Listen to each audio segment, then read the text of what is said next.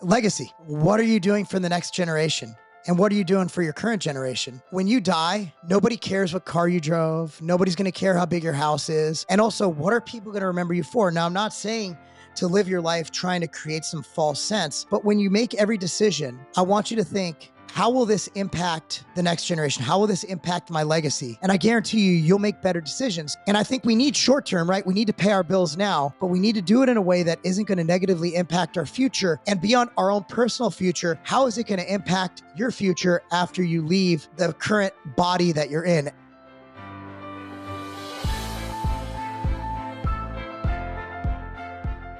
Talk to me about your early days in the supplement game. I think you lived out so many young men's dreams, at least the time that you and I grow up, by working with Stallone. Talk to us about those early days and being partners with Stallone. And well, I mean, going before that, imagine if your first boss is Joe Weider, the guy who literally he didn't invent bodybuilding, he made it a sport. He made it a spectacle. He made it what it is with his first magazine, Your Physique, which at the time was going up against Bob Hoffman's magazines. So imagine you're 19 years old, you're finishing college, and you get to work with the man who started all, the guy who, if you go to any sporting goods store, his protein's on the shelf, his likeness is everywhere.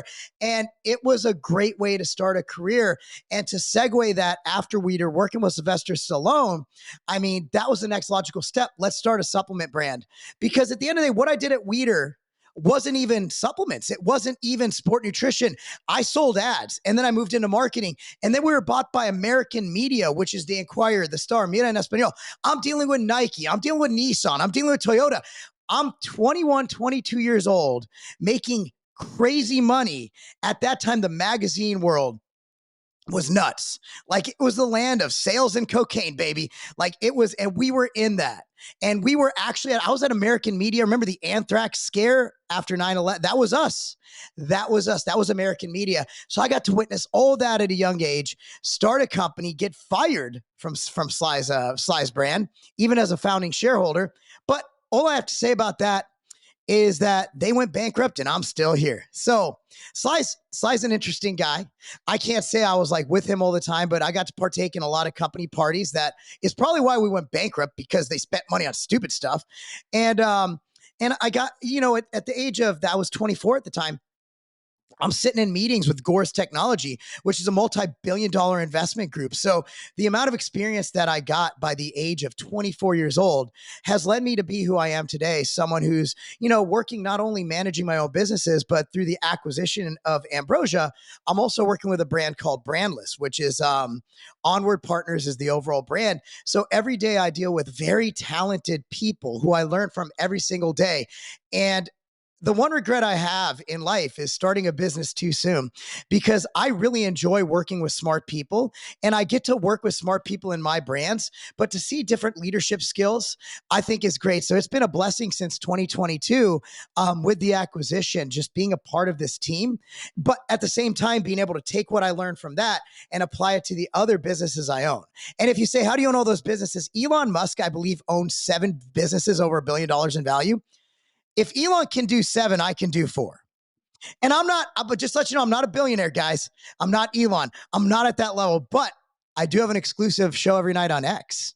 So there you go. Or Twitter. Do you call it X? Oh, I'm sorry. I totally took over the floor, but it's your show. How you doing, brother? No, brother. That's why we have here, man. Yeah, Twitter, X. I think it's all the same. I think people still recognize it as Twitter, because it's like, what do you do? Like, you used to tweet. Like, you don't X. Is that what it's called? Is like when you're on the platform, are you? It's Xing? just generic posting. You're still tweeting. Yeah, I mean, Twitter had something there with the branding. They literally created their own word. You tweet something, like nobody knew what that was until Twitter. And it's gotten so much better now. When Elon took over, we have freedom of speech. We have, they suppress certain things that are just outright ridiculous. But at the end of the day, it's the most free speech platform. And I like all free speech. Like, I'm Jewish. If someone comes up and calls me the K word, does everybody know what the K word is? Do I have to say it? I have a K word pass, just to let you know. But, it doesn't bother me. Because it's just a word. And I like people who discuss things, because without discussion, we don't have enlightenment. Without debate, we don't share knowledge. So I like when someone has a viewpoint that's out here, because I'll tell you what, My views at 43 years old are not the same as my views at 19 years old. And that's because I spoke to people who enriched my brain. Yeah, I love that. I love that so much, man. And what's interesting with you is like you have this documented journey of sharing your thoughts and ideas and opinions. I mean, you've been on YouTube since almost its inception, right? So you have a decade plus of like, this is what I used to think. Like, definitely don't think that anymore. You said something that really jumped out to me there, though, is like your only regret was starting a business too soon. We're gonna have a lot of young guys that are listening to this, maybe have dreams of entrepreneurship, maybe have dreams of stepping out one day and starting their own thing. When is the right time for a guy to take that leap of faith and start a company, start a business? Brother, you're going to get me in trouble for killing dreams. Let me start with, so one thing I've learned, especially recently from working with a board, is numbers don't lie. Numbers are everything. And I learned that in the acquisition process, because when you look at selling a company, you look at a company that's worth, oh my, it's $100 million company. No. What's your EBITDA? What is the bottom line? So I learned to look at things through numbers and the likelihood of succeeding. Just to give you some perspective. And this number varies year to year. Obviously, now it's going to be much higher because the economy, no matter what the government gaslights you on, the economy kind of sucks. Stock market's doing good. I can argue it's artificially inflated, propped up because it's an election year, which it's not the first time we've done this. So I'm like, Biden. I'm like, dude, they've been doing this since like Woodrow Wilson and all those guys, right? Like, this is not a new thing. What's happening now has happened before, just obviously with lack of technology and information. 94% on average of businesses fail. That is an astronomical number. So 6% make it. And I remember when I was a kid, now you can bleep this out. I'm going to say a curse word. Just give your editors a heads up. When my father-in-law owned a security business in Culver City, California. At the time it was 20th century security, but he changed to 21st century because, well, the century turned over in the time he owned it. And I remember I was interviewing him for a college paper. And I said, hey, Tim, his name was Tim. He's since passed away. I said, Tim, what is the definition of entrepreneur? And I remember he was over and he was like painting this project lamp or something. He looked at me and said, an asshole. That's his word. He said, an asshole. And I now know exactly, years down the road, he's since passed away, God rest his soul. An entrepreneur is someone who believes that you're in the 6% that isn't going to fail. That is an arrogant fucking asshole. So if you want to be successful, if you want to start a business, you're not working for yourself. You're working for the government because your taxes are going to be through the roof. You have an upper tax rate of 37% corporate tax. It's terrible. So every dollar you make, they take 37 cents off the top. Make $100,000, cut that shit by $37,000. That's not including state tax, unless you live in a state like Tennessee. That's not including property tax. That's not including consumption tax. It's not including anything. So take that off the top. And by the way, guys, write-offs, bullshit. Everybody's like, I'll just write it off. That's not how it works. That just decreases your whatever. I don't have to get into all that. So not only is the government making it nearly impossible for you to run at a profit, but you're going to find yourself the equivalent of riding a bicycle on the lowest gear uphill. You're pedaling and pedaling and pedaling and pedaling. You're moving slow. You're just barely inching up that hill. And that is what owning a business is. Throughout owning a business, I have realized success. For the first few years, I was broke. I didn't truly make money or any money worth considering, and no money that could afford the house I'm in now until 2018. Put that in perspective. I started Sylvester in 2004. Sylvester sold for millions of dollars. Put that in perspective. Okay, 2018. Do the math. And in that time, I missed my first two kids' first steps. I nearly destroyed my marriage. And I went to the emergency room twice for exhaustion. So I want to just put in perspective, whereas parallel that my brother, who's never owned his own business outside of owning part of a training facility for baseball in St. Charles, Illinois, called Top Pick, which he recently sold his part. My brother lives a great life, is an executive, has a C-suite job wherever he wants to go. He has a great resume, is immensely talented, smarter than me, and never had to deal with that. And my brother, well, I don't know how much, I don't want to know how much he makes. I don't want that dynamic involved in our relationship as brothers. I don't need that. We're competitive when it comes to sports and stuff, but I don't want financial competition with my brother. I think you understand. So at the end of the day, my brother got to go to Little League tournaments with his kids. He was at all their first steps. He had weekends off. When he had to take days off, there was someone to take his spot. If I could do it all over again, I would have probably not started my business. I had a point where I could have, before starting Sylvester, I could have taken a job with a large publishing company at the time because that was what my experience was in. It would have paid me stupid money. And instead, I decided to make nothing for a few years and start my own business while my wife brought home the check. So talk about him. Look, man. And by the way, for the record, all you red pill guys, if my wife weighed more than me, I would be very happy. That's called winning in life. So if she goes back to the workforce and out earns me, I'll be like, come on, sugar mama, bring it in. Just come home. I'll put whipped cream on my body and we could go to town. That's what I'm looking for. I want a sugar mama, but I'm just playing. But that's what I'm getting at is you just need to understand that there is a pot of gold at the end of the rainbow when you own a business. But man, it takes a lot of time to climb that rainbow. And here's another thing. What if you're 40 years old and you're right at that cusp of getting there and you die or you get sick? You always got to look like you don't know when your last day is going to be. Yeah. No, I love that, man. And yeah, 6% of, I think you said, all but 6% of businesses are going to end up failing, usually within the first 5 years. That's been, my experience in the first 3 businesses that I started. It's like, we're finally onto something now. This is like the 4th, 5th attempt to kind of make something real happen. It's like, now we see a lot of things on say, okay, we can see how this can become something that it's obviously already impacting the world, but create that real kind of lasting generational wealth success that I think you speak a lot about there as well. Outside of being an asshole and just maybe having this, underlying self-belief that I can do something that very few people can doing, what would you say are some of the other characteristics or traits that a good business owner, entrepreneur needs to possess? Get back to the show in a second, guys, but real quick, I want to tell you about today's sponsor, Magnesium Breakthrough by BioOptimizers. Do you know if you're getting enough magnesium? Because 4 out of 5 Americans aren't.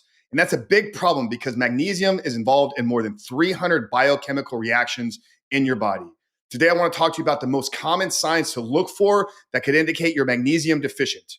Listen carefully to the end because there's going to be a special offer happening at the end of this that could be exactly what you need. Are you irritable or anxious? Do you struggle with insomnia? Do you experience muscle cramps or twitches? Do you have high blood pressure? Are you sometimes constipated? There are dozens of symptoms of magnesium deficiency, but these are just a few of the most common ones. Now, here's what most people don't know. Taking just any magnesium supplement won't solve your problem because most supplements use the cheapest kinds that your body can't use or absorb. That's why I exclusively recommend Magnesium Breakthrough by BioOptimizer. It's the only full spectrum magnesium supplement with 7 unique forms of magnesium that your body can actually use and absorb. All BioOptimizer supplements are the best in class, guys. I've been working with and using their products for over 7 years now. For some reason you feel differently, you can get a full refund, no questions asked. They're so confident in this that they're going to offer a 365-day money-back guarantee. Just go to biooptimizers.com/FrankRich. And in addition, we're going to give you a discount if you use code RICH10 for 10% off. Once again, guys, visit biooptimizers.com/FrankRich or click the link down there in the show notes and use code RICH10 to receive 10% off your order today. There's a good book I recommend everybody reads. That's Ready, Fire, Aim. Paralysis by analysis is a problem. And you see that in a lot of people who are extremely smart. I know people who have super high IQs. They have great ideas, but they're busy. Like, for example, starting a YouTube channel in 2011, when I started the Tiger Fitness YouTube channel, it was the first YouTube channels in the fitness space for me. Actually, before I got in, it was just the Hodge twins, who are now the conservative twins. Now they're conservative pundits. Still love those guys. Still talk to them. Louis Marco and Scooby. Scooby's still posting videos. I saw one pop up the other day. God bless. He's like 90 years old now. He still looks great. And I don't know where Louis Marco went. I knew he went for the whole like male empowerment angle for a little bit.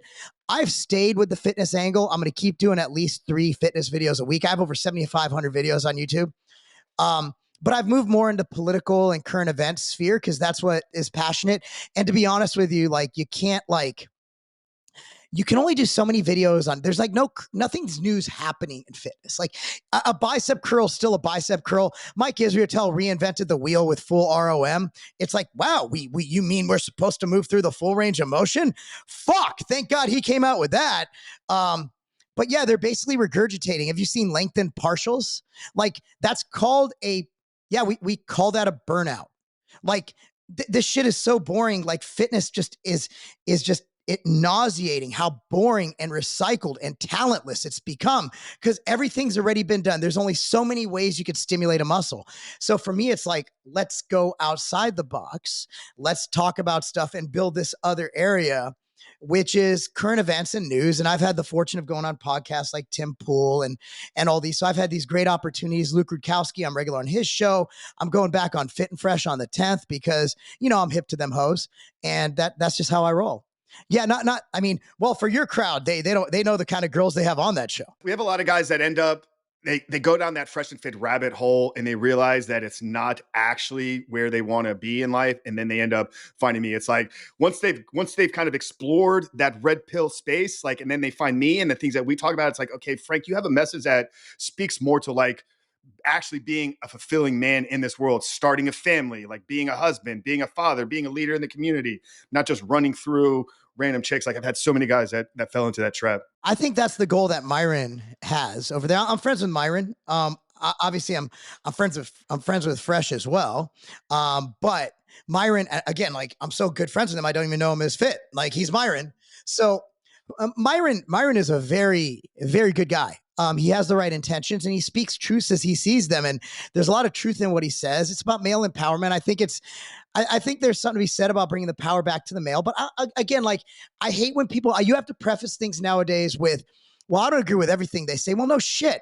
I don't agree with everything I say. I don't agree with everything Alan Roberts says, who's my co-host on Evening Rants. I don't agree with everything my wife says. If you agree with someone says there's something wrong with you, or you're just trying to fit in. Or one of the people is lying. I think what a lot of people get confused with shows like Fresh and Fit, guys like Andrew Tate, realize that there's a entertainment component to what all of these people are doing. And they've hacked it and they've realized that the more polarizing they are, the more virality they're going to get, the more views that they're going to get. So you need to be able to extract the things that they're saying and see what the core message is, absent from the shocking entertainment value, right? It's like, there's bits where these guys are playing characters, and I'm sure you probably know Myron personally. You can be like, he's not the same person when I'm sitting down having dinner with him as he is on the show. He turns it up a little bit because that's what's going to create the engagement. That's what's going to create the buzz. That's what's going to get the clicks. That's what's going to get the engagement. So being able to listen to this, extract 1-2 bits of real value and not take everything at face value that they're saying and say like, this is the gospel that they're sharing here. No, there's always going to be some nuggets of wisdom in everybody's message. I think that's what we need to be able to understand. Yeah, I think, and I like to talk to everybody. Like, let's discuss this. Again, like we're in a world where you're in your little like bubble, you're insulated and you aren't exposed to these new ideas. And that's why we're in this issue we're in right now, where you have this extreme tribalism that I believe is a cancer on society. So that's why I'm like, you know what? We need to get out there and talk to some folks and just see what's going on. That's why I love going on, different places. Like Tim Pool does a good job of bringing in people. He brought in the Krasensteins and all these guys. So, I mean, I just feel that anybody who invites open discussion and doesn't just keep it in this bubble, that's what I love, because that's where we all learn. That's where I learn. I've changed again. Like if you have the same opinion you did when you were 20 at 43, like you're an idiot. Like you're just a sheep idiot. Like that, it is what it is. Yeah, it's like when you see people that you knew in your 20s or you knew in your 30s, and like you've gone through this transformative journey, and they're like you changed, and they're like upset that you're a different person or you've grown or evolved. It's like, yeah, that's the meaning of life. We're supposed to grow. We're supposed to evolve. We're supposed to challenge our ideas. We're supposed to become a higher enlightened version, better version of ourselves, physically, mentally, emotionally. Tying back to the entrepreneurship, you mentioned you got your start early on with Weider Publications in the business realm. But even prior to that, you had already, I think, found your true passion, which was fitness. What are the parallels or synergies that you've seen in succeeding in the business entrepreneurship world? Because you've also succeeded at the highest level of bodybuilding as well. What are kind of some of the similarities in those two realms? Well, without bodybuilding, I would not be nearly as successful as I am now, because see, like if you look at like sports psychology, have you ever watched a game? And you were around in the Tom Brady era, so and I'm sure a lot of your listeners are too. I'm sure they skew over 25, some of them. So the dude hasn't scored for 3 quarters, and there's 2 minutes left in the game. They're down by 24. Somehow he wins 28-24. So like in sports, there's this thing called momentum. So in life, your brain, your surroundings, you get this momentum going. So when you set goals and achieve them, when you do things that are hard. And Joe Rogan's big on the cold plunge because it's hard. I don't think Joe Rogan's claiming it cures cancer or activates this fucking magical brown fat, which adults have like none of. Now, Huberman gets a little stupid with it. Well, it increases. I'm like, dude, you are so exaggerating the fucking data on rats. Good job, Huberman. But he's the guy now. I love the guy. He's a science-based guy, but man, the problem with scientists, I'm going so off tangent. He misreads. He makes this data seem much better than it is, and now everybody's buying $8,000 cold plunges. So you have to do hard things. If your body and your mind doesn't do hard things, then you're not going to operate at a level that you can operate at. You're not going to optimize by pushing your body and your mind and your soul in the gym, by getting that extra rep on squats, by getting that extra set, by just waking up and doing something hard throughout the day. Your perception of what is difficult, whether, hey, I need this report by 5:00. I just had that the other day. Hey, we need this by the end of the day. Or they're like, hey, you're flying to Utah in a day. We need all this data. And I'm like, this is impossible. But I'm like, you know what? My mindset's like, I'm going to do this, because what it does is and that's why I love coaching youth sports, because we're instilling in them this work ethic that will carry over into the workplace. Now, I've been fortunate enough to coach a national championship team in soccer. My partner, Bryce, and I, between the two of us, we have probably 400 kids playing D1 ball.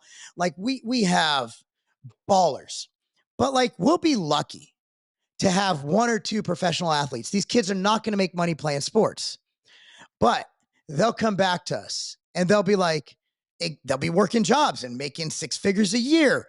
We did our job. Now, if we happen to get that lucky, like pro guy, and we got one, actually, we have one going in the draft this year. It's like, hey, that's awesome. But dude, the pro funnel is so dramatic. Like going from high school, college, pros is like here, right? So that's why, youth sports, I've said this and people get mad, like, yeah, youth sports can save America. And I say that for a lot of reasons. One is that it keeps kids from making mistakes. It gives them a goal to work towards. Are you going to go out drinking Friday night with your friends when you have a Saturday game? Probably not, because you want to perform. When you got to get up at 9 and be at the 9 a.m. session at Legacy at Carbon, are you going to go out partying with your friends? No, because you're going to be puking outside when you're with us and we're making you run sprints. Because when I see a kid who I knew went out and did some stuff, I'm making him run hills. I'm like, oh, you're never doing that again. So, we just foster, and also the teamwork aspect, right? Like business and succeeding and even bodybuilding. Like if you ever had a good training partner, it shows you that can elevate you. Sports, you learn to rely on your team, even in individual sports. Like both my sons wrestle. One of them plays football. They played soccer. And the wrestling team, like it's an individual sport, right? I just went to Virginia Beach and I've gone on these trips with soccer teams. I've gone on these trips with football teams to a lesser extent. We don't travel as far. But wrestlers, they're literally like a family, and because they suffer together. So I just look at it like, hey, we're doing something special for these kids. I love the message that you're there because you're teaching them more about life and things that are going to carry through their work, their families, their communities. I haven't coached at the scale that you have with youth, but I got an opportunity a couple of years ago to start coaching my nephew. He's 13 now. We finally got him in the gym. We built him out a home gym. He's crushing it, putting on loads of muscle, getting strong. I show him your son's videos all the time. I'm like, look at this kid. He's like half your size, and I got him doing the hex bar deadlifts. I'm like, he's lifting hex bar deadlifts, baby. Let's go. Yeah, but I was out there. I was working with a team that was 13, 14, 15, and 16-year-old boys playing rec league baseball. So these are kids that are like not on the varsity team, not even on a travel team. This is rec league baseball. I remember stepping out to the first practice and like half the team had shorts on and no baseball hats. And I pulled a head coach aside. And I said, what are we doing here? They're like, well, it's rec baseball. You can only expect so much. I'm like, no, you set expectations from the beginning. If you don't show up, like you don't get to perform. You don't get to practice. You don't get to play. And he kind of gave me the platform. Like I was my first day out there as like the assistant coach on the team. And I said, guys, like I'm here to teach you guys about life. There's a handful of you that may go on to play at the next level. Very few of you are going to make a career out of playing sports. But if we can teach you discipline, work ethic, collaboration, teamwork, all these things. Those will be life lessons. And I've kind of pulled on some relationships that I have with high level SEALs and stuff like that, like kind of the lessons they've learned through me. But I was asked a question one time, who was the most influential person in my life? And I think because I worked so much with youth and I coach men today, I instantly went to my 12-year-old baseball coach, Coach Bob Hall. I still remember, like, he's the first guy that taught me hard work. He's the first guy that taught me delayed gratification, putting in the time that will pay off later on down the road. Was there a coach in Marc's life that really opened his eyes up and kind of instilled this passion that's led you to doing what you're doing here today with the youth? Why you got to make me cry like a bitch, bro? Like, I'm going to cry. Like, you've seen my shit. I am emotional. I cry and I don't care. People are like, you shouldn't cry in front of your wife. Man, I cry in front of random strangers. I don't care. At the end of the day, fight me. Right now, I'm just playing. So I'd be dead right now if it wasn't for Coach Miles. Like, Coach Cornell Miles was our linebacker coach. And he's the one who took me under his wing when I was going through some really tough times. And he's the one who I literally, so I knew in California, when I grew up, and again, this isn't the political show. This isn't Evening Rants. Okay. So I know at the time, and again, like, I'm a Democrat at the time. So just put that in, like, I'm a teenager in California. I'm obviously not a Republican. So I knew that affirmative action was making it where Asians and whites were not getting into UC schools or any California schools unless they were private. It is what it is. They had quotas. And it is what it is. Whether you agree with that or not, don't give a shit. This is what I was doing. I was undersized, and I knew that the only way I get out of my situation, my family was, again, it had its good and bad. At the end of the day, my mom's a drug addict. My dad was really sick with type 2 diabetes, ended up passing away at a young age from me. So I knew that the only way out of my situation was college. And I knew I wasn't going to do it with my brains. I had a 3.2, whatever, but I wasn't going to get a 4.0. I just didn't have it in me. I knew that football was my ticket. I already tried baseball. While I did start on the freshman baseball team, I was the 9th guy. You know what? I wasn't going anywhere from there. If you don't have the skill in 9th grade, you know it. And you know who's moving on. You know who's going playing varsity next year. I wasn't him because there were a bunch of kids on JV. I might have started my senior year. I bet on football. 170 pounds soaking wet.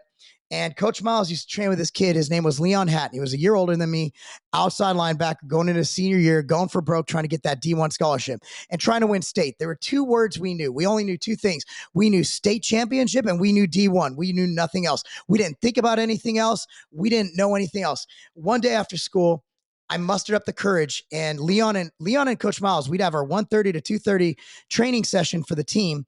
That's when Leon and Coach Miles would train. And nobody ever they're like, just leave them alone. They're crazy. Put in perspective, I'm a short white guy. They're 2 big black guys. Okay. So make it even more awkward. So I went up one day and I'm like, hey, I'm going to start next year. Remember, I only started on JV because we had 14 kids and they had no choice but to start me. Because there's freshmen who's a big team. Varsity is a big team. JV is the shit kids where I grew up, right? It's the sophomores and juniors who suck. Like we lost by like 50 points a game. And, so I went up, I said, hey guys, I'm going to start next year, 170 pounds. And dude, they laughed at me, bro. Like Coach Miles, big guy. Like he has like his teeth are a little messed up, just a burly guy, has like this, like this really harsh, like inner city / Southern accent. Leon's just a cool dude. Leon was cool. And they're like, Coach Miles, all right, Loeb, if you can hang with us on incline, we'll let you train with us. And I'm like, dude, I don't think I'd ever done incline before. You know what I mean? And so I went in. Somehow I got like a $135 for 10. I have no idea how I did it. And they were like, all right. And I was sore for the next 2 months, but like I hung with them. So from that point on, we would train every single day. We trained with Coach Miles from 2:30 to 4:30. After that, Leon and me would go do conditioning with the basketball team till 6:30. So we would train 4 or 5 hours a day. Long story short, got me from 170 to 240 in 2 months. Because Coach Miles also knew the value of McDonald's. It's like, Loeb, and at that time we had $1 Big Macs on sale. So I'd go get 5 or 6 Big Macs. I'd shove them down. And then I bought this cheap weight gainer, the Weider weight gainer, Mass Gainer 2000. Remember that shit? Got that from Big 5 Sporting Goods across the street from the school. Would mix it with whatever. And I didn't have much money. I would mix it with cookies and ice cream, whatever I could buy cheap. But Coach Miles literally was a strong man who took me under my wing. I was getting into a lot of trouble, getting in a lot of fights, got me out of that situation, and he saved my life. Again, like he probably to this day doesn't know it. Like Coach Miles, he's still actually coaching. I mean, he's got to be 60 something years old. Cause I remember he looked old as shit when I was QSK, but dude he was that guy who could rep 405. Like it was like a $135. He was that guy. Played in the CFL, just a big dude. Another guy was Coach Scott McCrillah, who came in my senior year, and he actually helped me put all my VHS tapes together to send to colleges so I get recruited. So there were two men in my life, and that's why I coach. I always said that God gave me this gift to be pretty good at business. I'm not the best. There's a lot better than me. But the goal is to make enough money where I could just coach, because you're never going to become like coaching kids is not going to be. Look, man, I haven't made a dime from Legacy. All my money goes back into the facility and to pay Coach Bryce, who's the best there is at what he does. Bryce Beal, if you don't know about him now, you will. He's a savant. The guy is amazing. So he came over. He had his own facility in Illinois, and he sold it because he believed in the mission we have in Franklin, Tennessee. So this is just a solid dude. Surround yourself with the best, get the best. And I just want to make sure he's taken care of. And I want to make sure that his family's taken care of, because he's the best there is. This guy, I've seen him literally, like, I have to talk him out of letting every kid live with him, because he's that guy. Like, he has kids come back to get ready for combines. They'll stay at his house. Like, he's just such a good person. So yeah, I mean, and Bryce and me, we try to, I try to be, if I can just help one kid or save one kid, then I've paid it forward, Yeah, absolutely, man. Absolutely. Like I said, Coach Bob Hall for me, Coach Miles for you, these kids that you have your hands on now, the boys and girls, they'll be sitting on a podcast one day. Someone will be interviewing them. How have you achieved all the things? They'll be like, Coach Mark, Coach Mark, Coach Mark. Talk to us about Legacy. You mentioned it a couple of times. I'm familiar with what the facility is, but maybe the full audience is. Tell us about Legacy Carbon. Legacy at Carbon is a youth performance facility located in Franklin, Tennessee. We are inside of Carbon Performance, which is a freaking awesome gym, but we're our own space. So we are our own business inside the business, hence it's Legacy at Carbon. That way we just put it in the name, made it easy for everybody. So we train everybody from 9U baseball players. We train entire baseball teams. We train the entire Page, a local high school. They were number 2 in state. Now that we're training them, they better win. Number 2 sucks. All right. So we train kids. It's about, I would say, if you look at it, it's about strength, speed, injury prevention, right? Those are the 3 things that you need to look at. Obviously, there's agility, all those other things, but we're about 25 to 30% strength in our sessions. But we have kids, like, for example, we have this kid, his name's DJ Curl, came to us, and he played for Centennial, and he was running a 5, and we have, again, testimony for, everybody called me a liar for saying this. So this kid came to us going into his senior year, was running a 5.3 in the 40-yard dash. In 8 weeks, we got him down to a 4.5, and he gained 35 pounds of muscle. So again, like, if you put in the work, we have this kid now who's Eric Hazard. This kid's a monster. He went from 208. He's now 259 pounds. Now he's meeting with all the big D1 schools. We have these other kids that are just doing great with this kid. Dom's amazing. But the thing we got to look at, we have wrestlers. We got kids like, got the coach at Rainwood. His name's Josh Peck. His kid's name's Brody. He just started after wrestling season, which is just, he's already gained 6 pounds of all muscle, and he's moving better. Everything's better. We have kids who come in and can barely like do lateral movements. And then we have them like looking like athletes, moving like athletes. Their posture's better. And I always say this, like, how does it prevent injuries? Let me ask you this. If you have a kid who can barely stand on his own without having improper posture, to a kid who can deadlift and hold 400 pounds in his hands with his knees not valgus, which is knees not caving in, which is more likely to get injured on the field? The strong kid or the kid who can't even support his own body weight? But again, like, parents are like, what about stunting growth? Like, that's such an old wives' tale that it's even older than my wife, right? Like, hopefully she doesn't hear this. It's such a fable, and it's been disproven by science. First of all, it was never proven by science, but since then it's been disproven, where even the Academy of Pediatrics says that it's healthy for children to have a structured and supervised weight training program. And I just look at the way, our kids are just dominating, and just, we're pulling ahead of everybody. We're taking over the area. And honestly, my goal, if they don't copy us, I want local facilities to copy us. Copy us. Come in. Well, there's no secret sauce. Come in, watch. Come in. There's a big corporate entity. It rhymes with D1. They're in the area. Come in, see what we're doing. That was playing, but see what we're doing. But you know what? If you don't want to take from us, then we're going to just take from you. We're going to put everybody out of business because we're going to do what's best for the kids. Kids come first, and we're not about the money. I have the bag. I have the money. This is a passion project. I'm losing money on this, and I never plan on making money. If I make money, I'm throwing it back into this thing, getting better equipment, getting better measuring tools, getting velocity training systems. This is some people. Look, man, some people buy a car. Let me give you an example. We sold Ambrosia. Somebody would have thought I bought a nice car. Whatever, maybe I did this. No, you know what I bought? I bought a VO camera so I could film my kids' games. It has AI. It follows the people on the pitch. I'm filming like our lacrosse players. I'm filming our football players. So that's where my priorities are. Like, I don't need a car. A car just gets me. I got a car. Gets me from point A to point B. I'm going to drive that Yukon till the wheels fall off. But at the end of the day, man, it's like the passion and the joy you get. There's no car in the world. There's no like Lambo in the world that'll give me the joy of watching my kids on Friday night go out and beat the living crap out of the other team.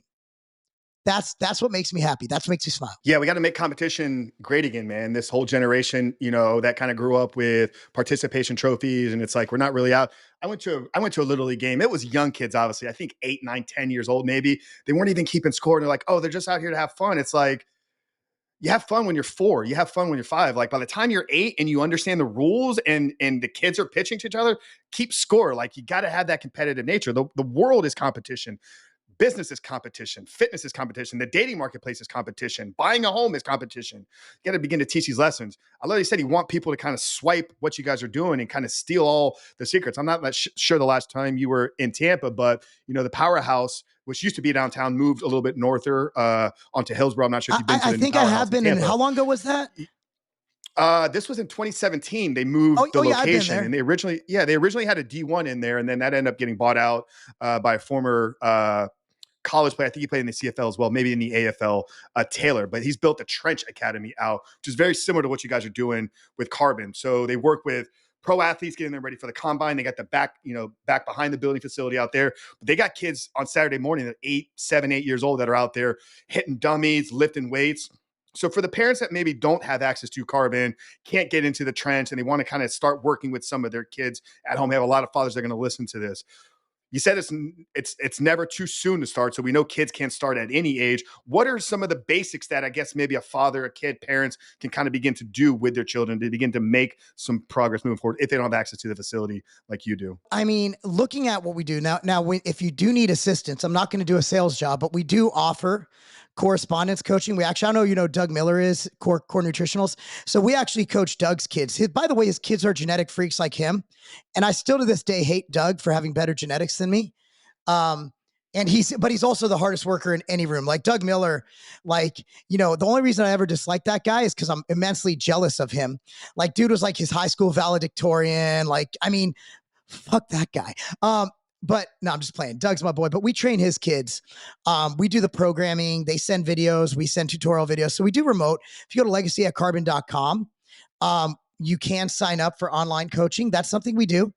But again, I'm not going to sell you on it. What can you do without spending money? I know you guys are on a budget. The thing is, you got to learn regressions. So people say, when is the first time a kid should lift? And I actually say the first time they lift is tummy time. Everybody who's had kids know what tummy time is. You take your kid out of the crib, you put it on their stomach on the floor, and they're like a turtle, But what are they doing? They're strengthening their necks. They can hold their head. Because when you have a baby, you have to support their head, or else So how do you make that stronger? They're literally doing a neck machine neck raise. I looked at tummy time and I'm like, I had an epiphany. I'm like, holy shit, this is literally weight training. So why is it, you're not doing weights? You are, your head. It's a heavy head. Have you seen a baby's neck in relation to their head? Yeah. So at the end of the day, there's something called regressions. So I'm going to go over, I would need at least 5 hours to go over everything. So let's just go over some real ones. And you could deduce. So for example, you have to have qualifiers. So let's say your goal is to do a deadlift. So what do I need for a deadlift? I need to have neutral spine, which is basically, I know a lot of people are saying neutral spine doesn't matter. I'm going to say it can't hurt to have neutral spine. Basically, if you're standing, you want to look at an imaginary object 10 feet in front of you on the floor. Fixate on that. So when you're doing a deadlift, that is what you want to do. I usually put a mini band in front of kids because kids tend to do this. They just do, but if you fixate their eyes, where your eyes go, your head goes. So it just fixates it and keeps it in place. Again, you turn your head, you're lifting load, bad things can happen. So if I'm looking to do a deadlift, number one is, can I support my body? Do I have a strong core? A plank's a good movement to be able to do. Another thing is, am I able to move my legs without valgus? Valgus is the caving of the knees. There's a new debate in powerlifting, and there's actually a new study that shows that valgus is not a bad thing during squats. Completely agree if you're a powerlifter. If you watch, what's her name? She's got a huge following. If you lift good, makeup done, hair done, lift good, look good, whatever. I forgot her name, but she actually has terrible valgus, but she's crazy strong. So if I'm her trainer, I'm letting her do valgus because the girl weighs like 150 pounds. She's squatting like 400 pounds. It's like we did an exercise when I was getting my mentorship at Exos, and it was, hey, you're Usain Bolt's coach. And they had us, dissect his running form. Well, what would you tell him to do? And I'm like trying to you tell him nothing. He's fucking Usain Bolt. So, you know what I mean? So at the end of the day, so can they move without valgus of the knees? That's your knees caving in. So I like to do a slant board goblet squat because that takes out the whole flexibility, mobility issue, which a lot of people lack. So I like to have a slant board. We have, I think, 13 of them at Legacy. We sell them at tigerfitness.com. I love them so much I made my own. So what I'll do is if they have valgus, we put mini bands around their knees because that gives them a cue to push out. But it also prevents them from pushing out too far because some kids, you say, do not push out your knees. They're going to do a squat. It looks weird because their knees are coming out here. So it gives them, they go bow-legged. Yeah, so it gives them that just so you have the goblets. You got that goblet squat with the mini band. Okay, you load it. This might take 2 to 3, 4 weeks. Depends on the athlete. Might take 10 minutes. It depends on the athlete. That's another thing. There's no timeline. Just like kids develop differently. Like my daughter was reading at 8 months old. My son didn't read till 3. I thought he was retarded. Turns out he was just a boy, and boys are stupid. He can read now. By the way, he's 16. So after that, do they have core mobility? Now core strength. You already tested that during the goblet squat when you loaded it. But let's see if they can hold a 30-second plank. Let's just test that out. Why not? Takes no time. Good. Check that off. The next thing I like to do is a wall-facing deadlift. Have you ever done these? I have tutorials. At wall-facing deadlift, you hold a dumbbell or a kettlebell in front of you. You stand with your feet I'd say about 6 inches from the wall, and you go down while holding it between your legs, the dumbbell or the kettlebell between your legs, and you have to keep your back upright. And the reason that works is if you mess up, you smack your face into the wall. So what better way to teach them, hey, I can't really screw this up. So then you do that. You load it, get up to an appreciable weight, depending on the athlete, between 30 and 60 pounds, you're good to go. Then you put them in the hex bar. And you'll find when you do that, they'll still have the valgus issue. Go right back to putting the mini bands around the knees. So that's how you regress it. Now take that for squats. Very similar progression with squats. I never start with back squats. I always start with goblet squats. I love the slant board. It's dummy proof. You don't have to worry about range of motion issues. We love the slant boards. We absolutely love slant boards. We love them. So those are just some tips. Obviously for bench press, most kids can't do the bar on its own anyway. So you have to start with regressions, obviously push-ups, single arm dumbbell, double arm dumbbell, and just making sure the shoulder's stable, different things you do, band pull aparts, make sure this is in check. There's so many things you can do, but it's about the regression. So the key word for training youth athletes is regressions. Regressions. I love that. And I think everything you said there too was natural based movements, things that they're going to be doing on the field in life. You're not putting them in a pec deck machine or in a fixed isolated row machine. It's I see so many kids at the gym that are training with their dads, and dad's got a decent physique. You can tell he's put his time in the gym, but he's in his 40s, his kid's 12, and he's got him doing hammer strength rows. And it's get that kid moving some real weight through natural planes of movement. That's going to be so much more valuable to his connective tissue, to his ability to balance, coordination, all these other things that athletes need to be focused on. So I appreciate that. Guys, check out Legacy at carbon.com though, if you want to actually get some training for your youth out there. Yeah, man. Bryce needs to eat, bro. Bryce needs to eat. We got to feed Bryce. Bryce is a big man. We need to feed Bryce. He's trying to hang with Mark and that IFBB Pro Physique. So Bryce is bigger than me, and he's much more Bryce. So I know you want to move on, but I got to tell this story. So one time we had a 10-year-old football team in, and we have a football pad because we work with a lot of football players, and we know how to coach football. And I'm like, okay, Bryce, show him how to strike the bag. He goes, are you sure? I'm like, dude, I'm not a pussy. Come on, let's go. Bro, he hit me so hard that my soul and my air flew out of my body. And I had to pretend I wasn't hurt. Like this guy's power, I did not expect it. And Bryce is a big 260-pound man. Like, so I'm like, okay, we're never doing that again. Like, good demonstration. We're never No, doing it again. no, you're fired. Yeah.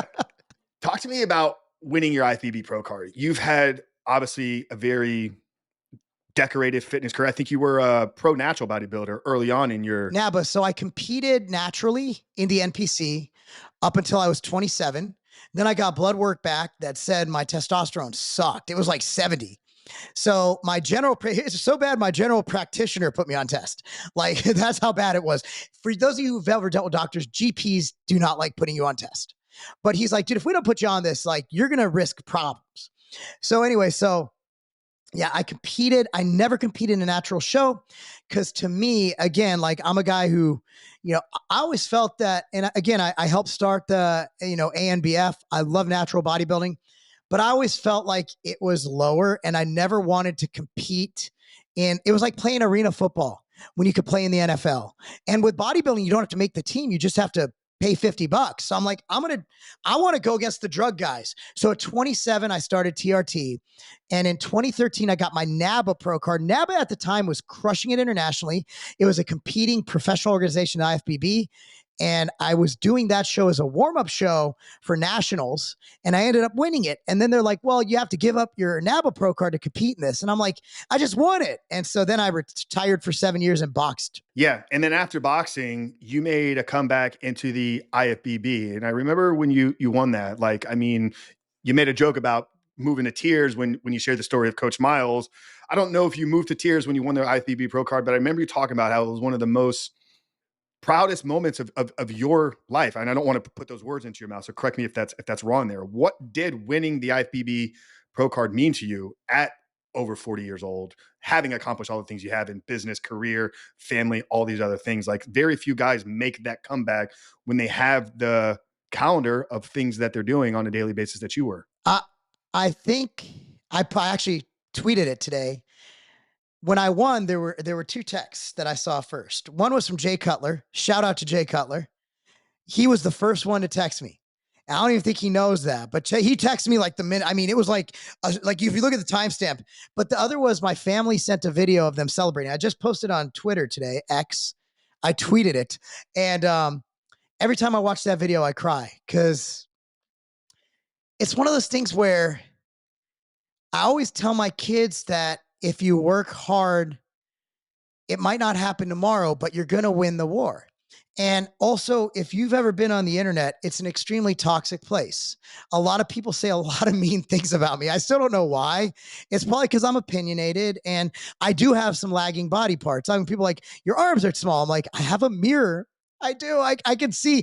Trust me, I'm harder on myself than anybody is on me. So what you're saying to me, I already see it. So for me, number one, it validated my message to the kids, to my kids, to the kids we coach.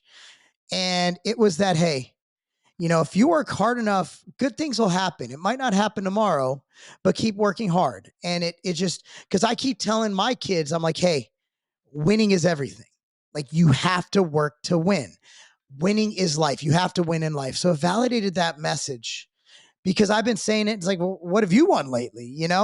And number two is that it really, for some reason, and I'm not going to lie, it was a big fuck you to everybody on the internet who said I couldn't do it. And I got to be real.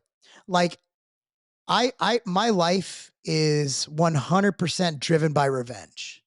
Like a lot of people don't know, when I got fired from I got fired from that Sylvester Stallone company by a guy named John Arnold.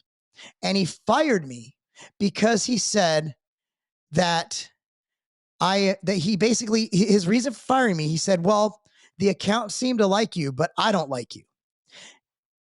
And he didn't think I was good enough to do what I was doing. I would put money on it that I'm more successful than he's ever been. So every day I wake up, I might not think of it directly, but I have John Arnold right here in my brain. right here. Vince Andrich was the consultant for the company, and he didn't do anything wrong. He just didn't have my back. And for me, loyalty is everything. Like, I've had so many situations where I've lost money. I've lost because I am loyal to my friends. I am loyal to my partners. And Vince just showed that he's a self-serving coward. So, and there's just, and everybody online is way distant. But in business, whenever I feel like I can't accomplish something, I think about the people in the past who said I couldn't do something. People in the past who did me wrong. Vince, I hold no grudge against, none. Vince has a family. He needed a paycheck. I understand. 99% of I wouldn't have done it. I don't think, but I've never been put in that position, right? I've never been put in his position. It's always good to say you'd do something. It's always easy to say that until you're confronted with not getting paid and having a mortgage and having kids. Now, John Arnold is just a piece of shit. And I have ragged this guy for the last 2004. It's been 20 years of shitting on this guy. And I will continue to shit on him even after he dies or I die. I will shit on him from the grave. Like, this guy was just not a good person. But I thank him, because if John Arnold wouldn't have fired me, I wouldn't be where I am today. John Arnold, while I don't like the guy, he gave me the greatest gift in that he gave me, I'm basically like a woman's scorn. I had a mission, right? I had to prove him wrong. And all my life, whether it's a teacher who said I wouldn't amount to anything, whether it's a coach who said I wasn't good enough, whether it's a troll online who said I'll never get an IFBB Pro card, man, I love that shit. It's fuel. Like, it really drives me. And I just, that's the only way you could, what else are you going to do? Like, you either let it bounce off you. I don't think anybody can let it bounce off them. I don't think it's possible. You're going to hear it. You're going to see it. It's going to affect you in some way. You either use this fuel or it impacts you in a negative way. For me, when I see that negativity, when I see that hatred, when I see that lack of belief, that just makes me fight even harder to prove them wrong. I haven't heard you talk a lot about your upbringing. You mentioned it earlier on in the conversation today, though, that I think mom was a drug addict and dad had some health issues, ended up with diabetes. What, if any, role did home life play in kind of fueling some of this revenge component? Or how did your childhood and kind of growing up with an addict mother kind of shape who you are today? I should be dead right now.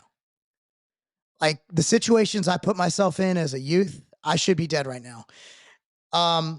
And again, like, my mom is a great person at heart. Like, she's a woman who, she fought in the Israeli Defense Force. She immigrated here at 14 years old, went back and fought for Israel. Again, I'm going to piss off a bunch of pro-Palestine people. My bad. Everyone's like, no, Israel sucks. I'm like, okay, I'm not there. I'm in America. So my mom's a great person. She's a hard worker, first generation American, did a lot of things. She owned a business. She owned a cookie store. So I look at things differently. Like, my mom she got addicted to drugs because, have you guys, I know a lot of people watching this, they've been to war. There's a lot of guys watching this who probably went to Afghanistan. You've seen some shit. And so not only that, you have the impact of this traumatic stress you went through, seeing people die, killing people, right? Because in Israel, like, they kill a lot of people and they get a lot of friends killed. It's been a war zone, guys, since biblical times. Like, this isn't new. Okay. So you have that. She had tremendous back injury from car accidents and just working through it. So, I mean, this is a woman who's had I think she's up to over 50 back surgeries. Like, she is in pain.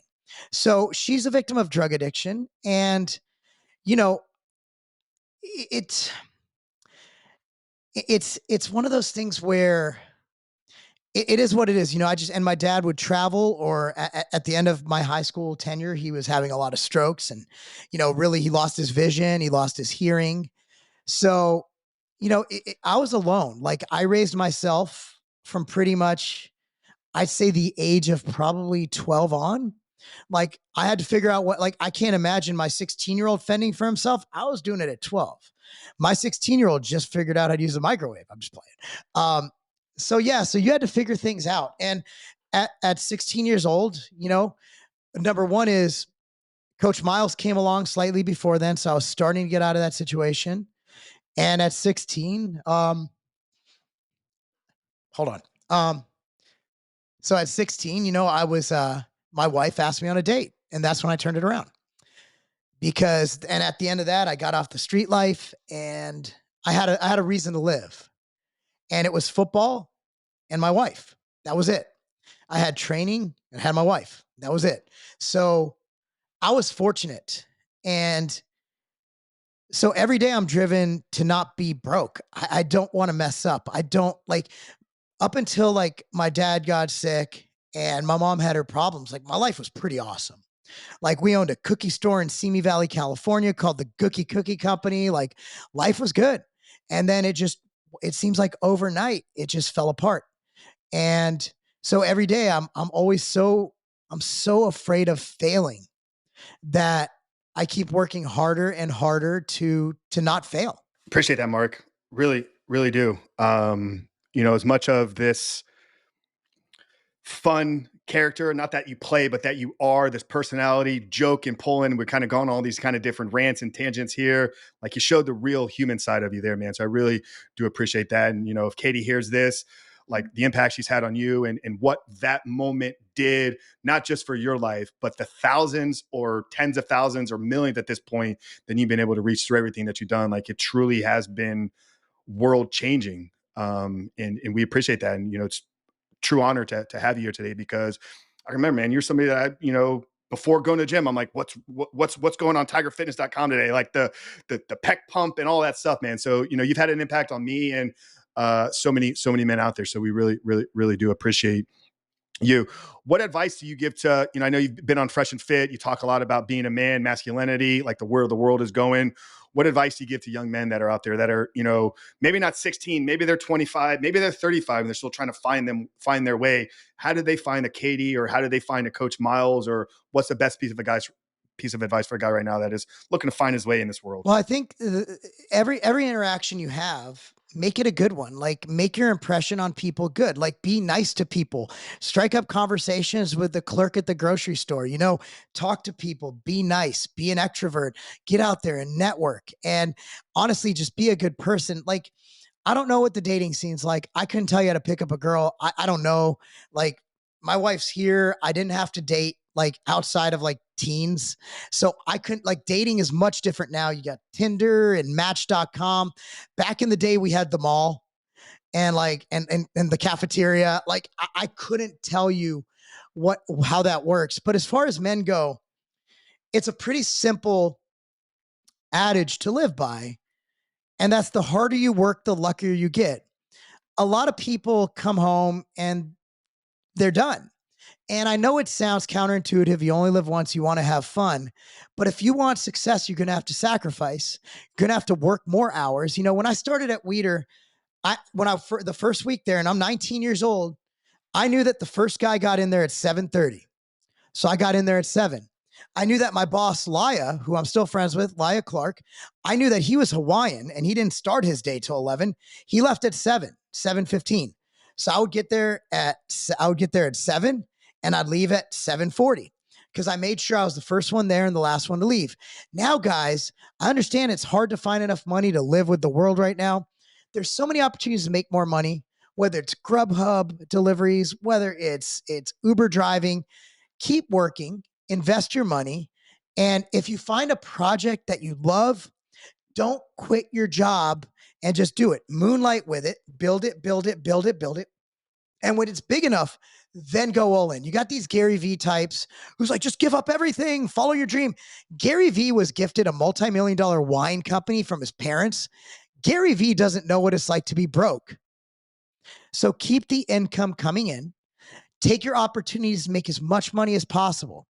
Invest in yourself. And number one thing, guys, be fit. Stay in shape. Your health is number one. The fitter you are, the smarter you are. We know this. We know that your brain operates better when you exercise. We know all this stuff. If you want to find a good girl, I'm just being real. Women might say they want the dad bod. It's a lie. It's a lie. And they've done these tests, these on the street things. Like, no, women still like guys who are, and I'm not saying you need abs.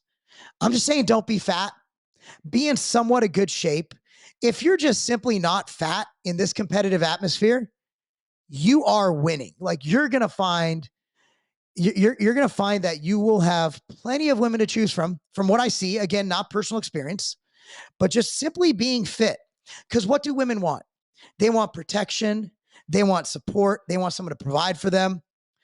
If you're weak and fat, like you're cutting out a lot of opportunity for women.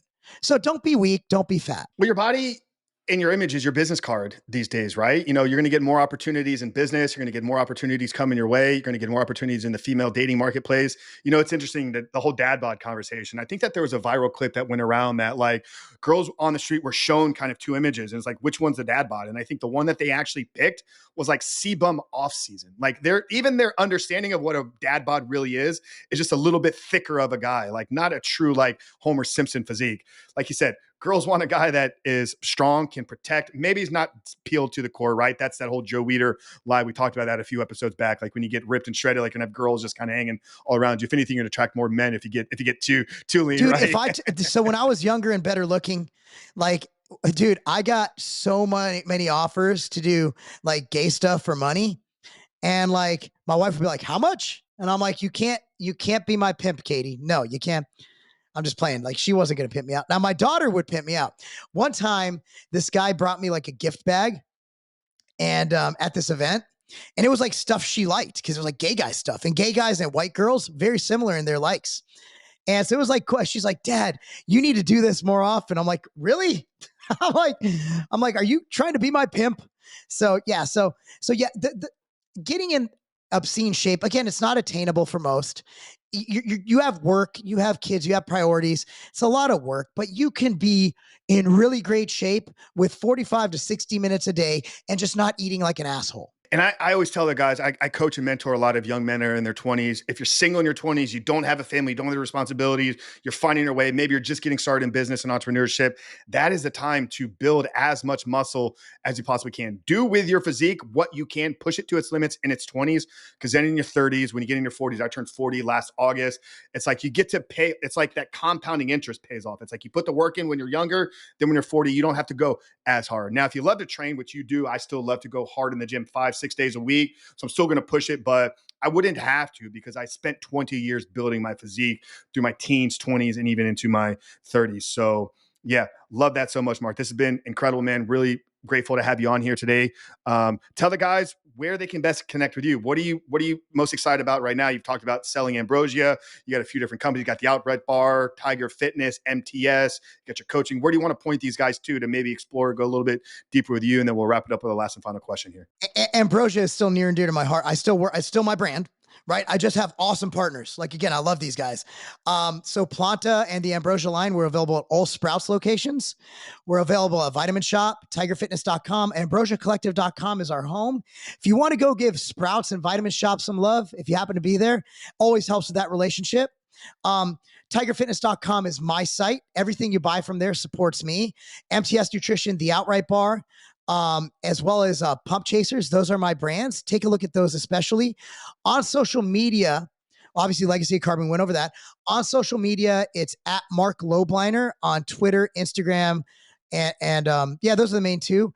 And then YouTube, it's youtube.com/Tiger Fitness. Then the political like clips are youtube.com/Lobliner. On Rumble, it's rumble.com/Tiger Fitness. Every night we have the evening rants at 8 p.m. Eastern Standard, Monday through Thursday with Alan and I. Again, if you get offended by political discussion and risque current event topics, don't watch it. I want you to love me for fitness. But if you're into that kind of stuff, we have great discussions and it's very fun. Yeah, that's awesome. Guys, we'll have all that plugged down in the show notes. And Mark, I'm looking forward to joining you on the evening rants. Hopefully we can kind of stir up some debate and dialogue there as well. But last question, we love to end the show here with the same question for everybody. The title of this podcast is called The Superhuman Life. And for me, it's kind of been a 5-year kind of explorative journey of figuring out what a superhuman life means to me. I'm a man of faith, so I do believe that we're put here for a purpose. There's a calling on each and every single one of our lives. But I think a lot of people stop there. They're like, yeah, I'm here for a purpose. Like, now, God, what are you going to do with me?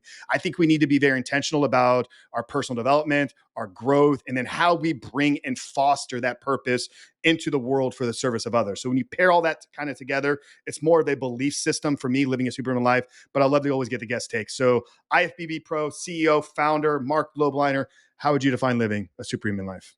Legacy. What are you doing for the next generation? And what are you doing for your current generation? So when you die, nobody cares what car you drove. Nobody's going to care how big your house is. Your kids can benefit from generational wealth, so you pass that down.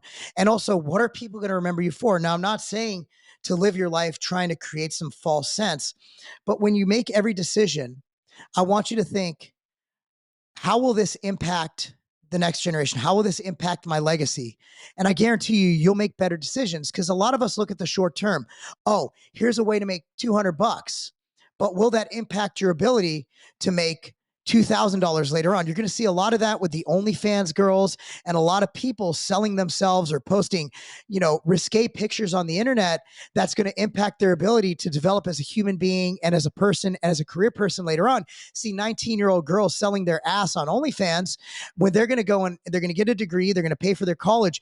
And what are they going to do? As soon as you do this when you hire people, you Google them and you're going to see that. So I think that a lot of us look at the short term, and I think we need short term, right? We need to pay our bills now, but we need to do it in a way that isn't going to negatively impact our future. And beyond our own personal future, how is it going to impact your future after you leave the current body that you're in? Whether you believe your soul goes to heaven or whatever it is, I think that we need to be very knowledgeable or very aware of what our impact is on this earth. Because you look at people like Gandhi, like Muhammad Ali, who leave this legacy, who they're still talked about years and years and years beyond their death, how they impacted so many lives. And I'm not saying any of us here are going to be like them, but in our own little circle, our own little world, our own little sphere of influence, what do you want to be remembered as? I love that. Legacy at Carbon. For me, that's one of the greatest fulfillments that I get out of what I get to do. And I get to help a man that's been struggling in this area. And I hear from his wife, or I hear him talk about the relationship that he's had with his kids. I know that's generational impact. It's interesting. You've titled, your training Legacy at Carbon. Like, you're creating legacies for these families, right? These kids are going to go on to be incredible CEOs, incredible executives, incredible fathers and leaders and mothers in their community and organization. So I love that so much. One bit on the OnlyFans bit here, and then we'll close it out. But do you know the average content creator on Instagram makes $182 per month, and the top 1% produces 33% of all of the revenue. So there's definitely a lie that is being told to these young women out there that this is the gateway. Yes, 1-2 breakthrough, go on to make a lot of impact, but they had to sell so much of their soul to get there. So yeah, and I'm very proud of my daughter. She got her first job. She is a server's assistant at Outback, making more money than I made till I was in my 30s. She's hustling, and she's got a business too, right? Didn't you partner with her on a supplement? She has Lacuna Nutrition, which is actually she developed because she used to get this hemiplegic migraines, and she researched what causes these, like what deficiencies cause these. So she came with this product called Omnia, which is actually all naturally flavored and everything. And it's meant for youth athletes or adolescent females as the target market. Very proud of her for that. And she did everything herself. Like, I was there to obviously, okay, here's what you do for insurance. Here's the manufacturing side. I'm not just going to let a 16-year-old at the time go and navigate that on her own. But she learned more than a 4-year degree just starting that brand. And again, like, so far, so good with my kids. And I think 99% of it, not to carry this on too long, I know you have places to be, but just to get on my rant, is fathers, be there for your kids. Don't just be there. Don't just be there physically, actually be there. Put down your phone, play with your damn kids, talk to them, be a part of their lives. We'll leave it there, guys. Guys, connect with Marc. All his sites, all his companies, his social media, the Rumbles, the TikToks, the Instagrams, all that stuff. We'll plug your daughter's company down there as well. Marc, it's been an absolute honor. Guys, if you got value out of this one, this is an episode we want you to share. There was so much packed into this hour-long conversation. So share this with as many people as possible. If you're enjoying these conversations and you want to continue to support us and help us grow and get this message out there, ratings, reviews, share, do it all, guys. But for Marc Lobliner, host, Coach Frankich here, we love you guys. We'll see you in the next one.